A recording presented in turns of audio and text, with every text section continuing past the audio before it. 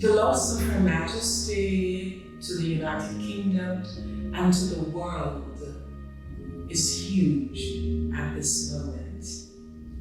She has been the one constant. Just imagine, all the way through, she has been there, quietly but effectively, touching, speaking, being silent sometimes, but present. She was somebody who carried the whole narrative arc of a huge period of history, a period of great change. The deep love that people had for her, they recognised that this was someone extraordinary in the history of the Church of England.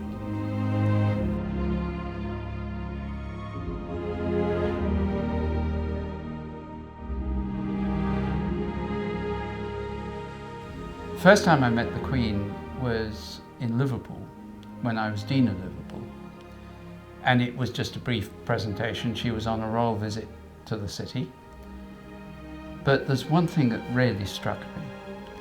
There was the most lovely Rwandan woman who'd been in the genocide, whose family had largely been killed. And she lived as an exile and asylum seeker and refugee. And at the end of lunch, I noticed that the Queen had asked her to come and sit next to her.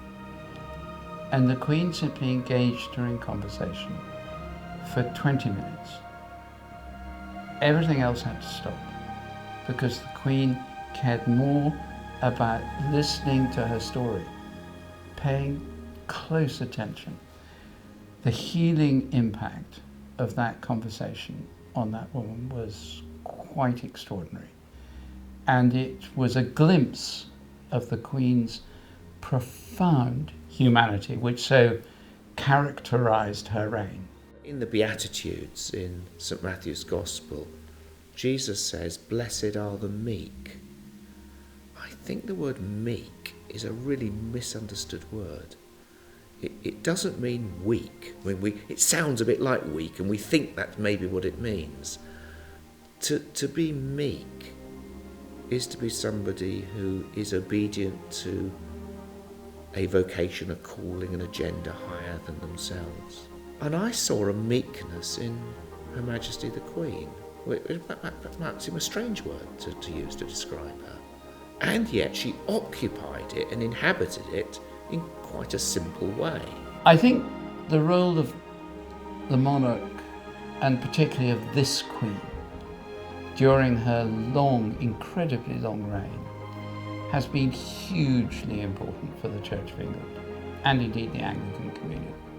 Symbolism is important. It helps place us in a continuity with what's gone before, and in terms of our relationships with each other. And the British monarchy now occupies a different kind of role, that one of representing and holding us together as a nation, and that has a particular place in the life of the Church. The Queen has known 7 Archbishops of Canterbury, and with each of them, the role of the Supreme Governor has been immensely important. In some senses parallel to her role as head of state.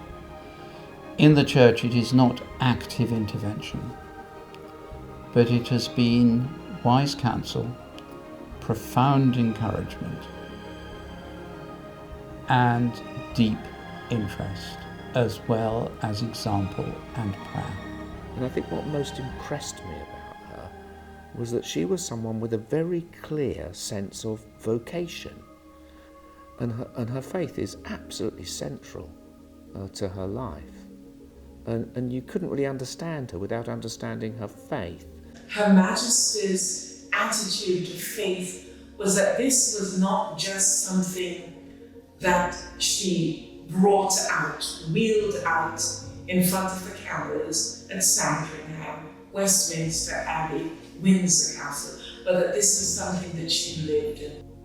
You can't really understand why the Queen did the things she did in the way she did it without understanding the source and motivation of her life. The sense that she believed her role as Queen was a vocation, something that God was calling from her. For me, that in that role, what she did was to live it. It wasn't just a paper exercise that she would show at the start, for example, of the General Synod. It wasn't administrative. This woman believed in God. I think her sense of duty was absolutely shaped by her faith. Her sense of duty began with her understanding of the sense of duty that Jesus had in going to the cross, in the incarnation, in the crucifixion. That was her example, her leading light. It was the Christian faith which helped her make sense of life and of her calling. And I think that many people didn't realise that. Perhaps in recent years I think it became more apparent.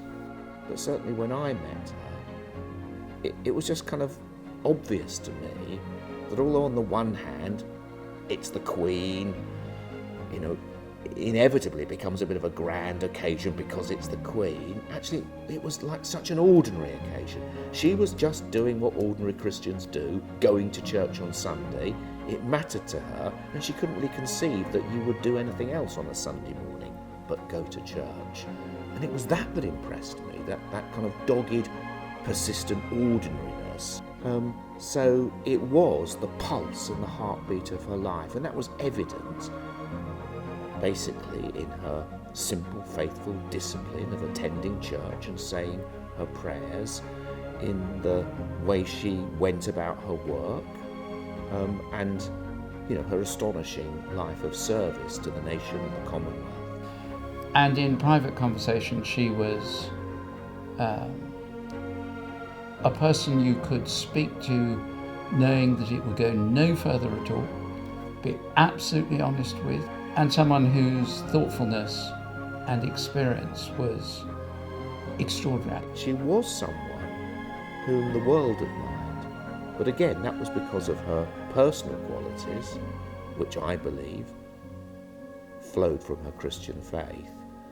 So I think the whole world has seen something in her that on the whole you don't get in leaders in the world today. I believe Her Majesty's greatest legacy will be, firstly, her transition from empire days into Commonwealth of Nations. Joining nations together, and she again has been that constant presence and figurehead for that. And no doubt there will be a continued evolutionary process. But for me, it is how do we continue to grow closer together as one human race. That's been part of her legacy. And I remember in 2015 when she attended the opening of General Synod, and she gave a speech which had us in stitches. It was so funny and beautiful comic timing. But she also spoke very powerfully to us about the role of the church. In 2012, on her Diamond Jubilee, before I was Archbishop, she came to Lambeth Palace and to a multi-faith gathering and spoke of the role of the Church of England, hugely influential speech, the role of the Church of England as taking a role of protecting and guarding faiths in England and its historic role there. And Her Majesty was just as interested, given the space and the opportunity for their faith to be expressed here in this country. And it takes someone who is confident about their faith to enable others to live into their faith as well. Here was someone whose dedication to service was shown in profound attention to doing the details of her work very, very well. When I became Archbishop of Canterbury, and the Lord Chancellor, who's present, remarked that I'd recently come back from Nigeria. And without a moment's pause, she was asking penetrating questions about Nigeria. You know, she was absolutely on top of the detail of what was going on. It was very impressive. She completely won over president after president of the United States, and was not above a little prod occasionally. So from the highest, her duty, her faith, her character won massive credit for this country around the world. The legacy is enormous, and the challenge is to move, as we must do now, into a new era where things will be different, and we need to navigate our way into that.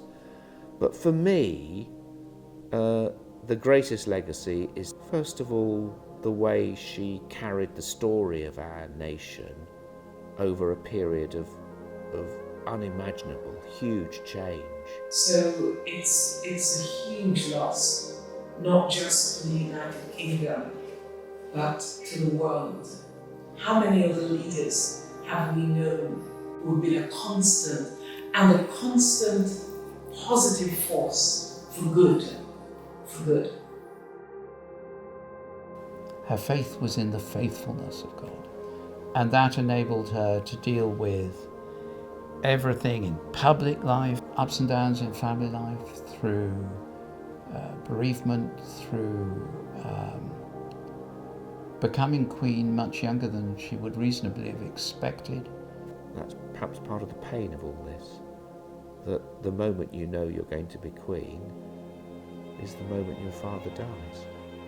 I mean, Charles is living through that at the moment. That to which his whole life has been moving only happens when his mother dies. That's hard. And I think it was from that moment onwards that she dealt with both the joy and the huge challenge of becoming queen at a time of also the most awful bereavement. She managed that through her faith in Jesus Christ. Stable carrying out of her duty with resilience, with faith, and with courage for well into the 8th decade of her reign. Astonishing. Astonishing. I think most of all, someone who was dearly loved.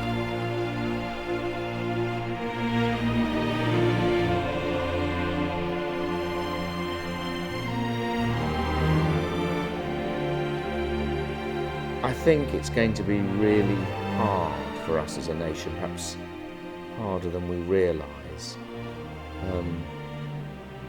to navigate our way into this new era. Because she has been on the throne for so long, none of us can remember hardly what it would be like with anybody else there. So I think my other hope and prayer at the moment is that we will be kind to ourselves, kind and supportive to King Charles, because it's going to take us a while to get used to that. So in one sense, there is a continuity, which is one of the great blessings of our monarchy. But I think it's just that sense of personal loss. It's almost like losing a family member. It's not just someone out there who you've heard of. This is a change of era. And there will be so many moments when all of us, most of all, her immediate family, but all will be saying to themselves, I feel an absence. My prayer is for His Majesty, the King, that he will be given wisdom and strength and courage, knowing that he is called by God to this role, and that God will not fail him. My prayer is for Her Majesty's family as they mourn her, for their healing and restoration, like every other family on earth. And my prayer is that she may rest in peace and rise in glory.